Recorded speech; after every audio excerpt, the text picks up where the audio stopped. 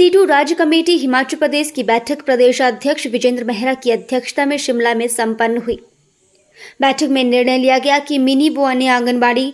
कर्मियों तथा रेहड़ी फड़ी तह बाजारियों के मुद्दों पर जल्द ही सीटू का प्रतिनिधिमंडल दोनों विभागों के मंत्रियों एवं श्रम मंत्री से मिलेगा। केंद्र की मोदी सरकार की मजदूर, किसान, कर्मचारी व जनता विरोधी नीतियों के खिलाफ सीटू राज्य कमेटी द्वारा 26 नवंबर को जिला व ब्लॉक मुख्यालय पर विशाल प्रदेश व्यापी प्रदर्शन किए जाएंगे। सीटू प्रदेश अध्यक्ष विजेंद्र मेहरा व महासचिव प्रेम गौतम ने कहा कि मिनी आंगनबाड़ी को पूर्ण दर्जा देने, उनका वेतन व आंगनबाड़ी केंद्र का किराया जारी करने, आंगनबाड़ी, मिड डे मील व आशा कर्मियों को सरकार कर्मचारी घोषित करने तथा ग्रेजुएटी लागू करने, मजदूरों का न्यूनतम वेतन 26,000 रुपये घोषित करने, मजदूर विरोधी 4 लेबर कोडों, नेशनल मोनेटाइजेशन पाइपलाइन, अग्निवीर, आयुधवीर,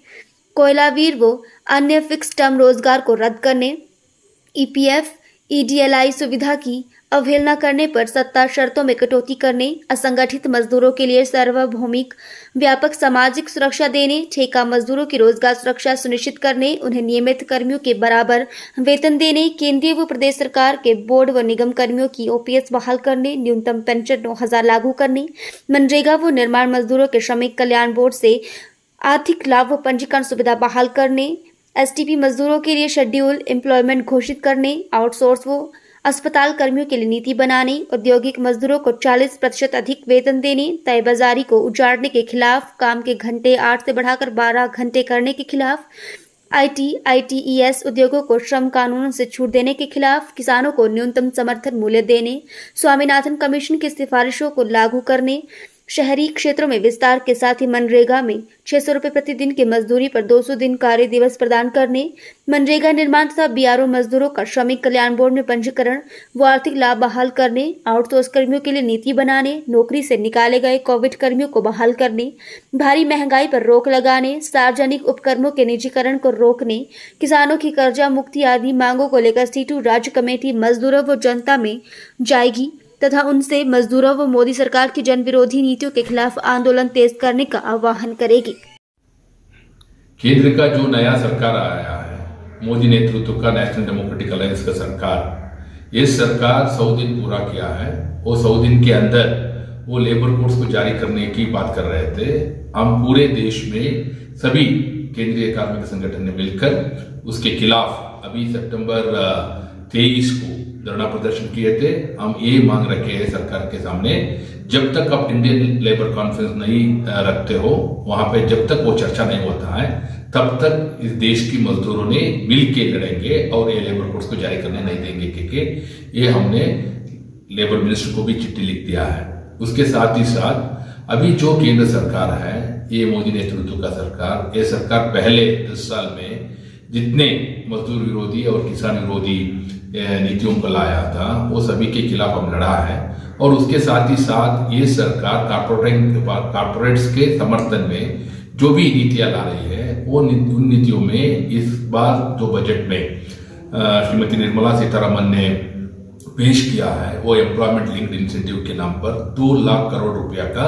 एक स्कीम को उन्होंने प्रपोज किया है। वो स्कीम के जरिए ये जो काम करने के लिए मोदी सरकार चल रहा है, उसके जरिए एम्प्लॉयमेंट तो नहीं क्रिएट होगा, बल्कि कॉर्पोरेटों को ये जो जनता की पैसे को ट्रांसफर करने की प्रोसेस तो चलेगा। इससे पहले उन्होंने प्रोडक्शन लिंक्ड इंसेंटिव के नाम पर बहुत सारे 14 सेक्टर की इंडस्ट्रीज के लिए उन्होंने 1,97,000 करोड़ का ये बजट आउटले रखा था। उसके साथ ही साथ कैपेक्स इंसेंटिव के नाम पर, कैपिटल एक्सपेंडिचर इंसेंटिव के नाम पर 76,000 करोड़ का बजट आउटले रखा था। ये सभी ये दिखाता है कि ये मोदी का जो भी सरकार है, पिछले 10 साल में कॉर्पोरेट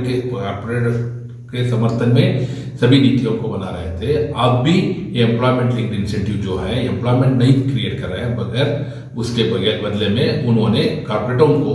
ये पैसे को वर्गावन करने के लिए ये कोशिश कर रहा है। इसके खिलाफ उसके साथ ही साथ ये जो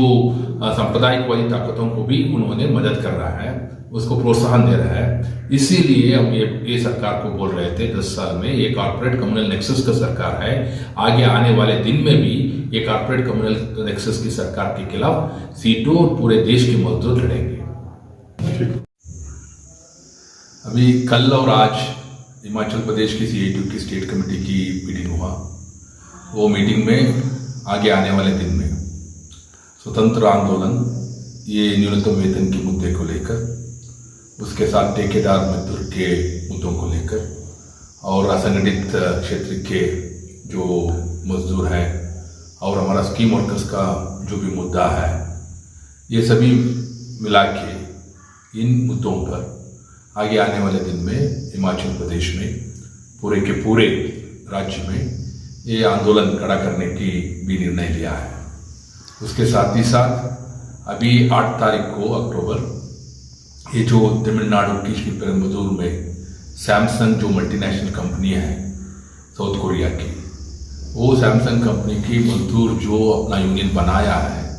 यूनियन को मानने के लिए वहाँ का सैमसंग का मैनेजमेंट तैयार नहीं है और उसके साथ वहाँ का राज्य सरकार भी साथ दे रहा है। इसके खिलाफ सैमसंग वर्कर्स जो तमिलनाडु में यूनियन की रिकग्निशन के लिए, यूनियन की फॉर्मेशन के लिए, उनके हक के लिए लड़ रहा है, उनके जो सॉलिडारिटी में पूरे देश में 8 अक्टूबर को धरना प्रदर्शन होगा और हम सैमसंग मैनेजमेंट से ये मांग रखेंगे कि यूनियन को उनको रिकॉग्नाइज करना है। यूनियन बनाना मजदूरों की हक है, ये लॉ ऑफ द लैंड है। ये लॉ ऑफ द लैंड के खिलाफ कोई भी मल्टीनेशनल कंपनी नहीं जा सकता है। ये मन रखते हुए 8 तारीख को पूरे देश में सैमसंग वर्कर्स का सॉलिडारिटी डे बना रहा है। उस दिन हिमाचल प्रदेश में भी हर एक यूनियन उनके समर्थन में, वर्कर्स के समर्थन में मल्टीनेशनल कंपनी का जो रवैया है उसके खिलाफ ये प्रदर्शन भी करेंगे।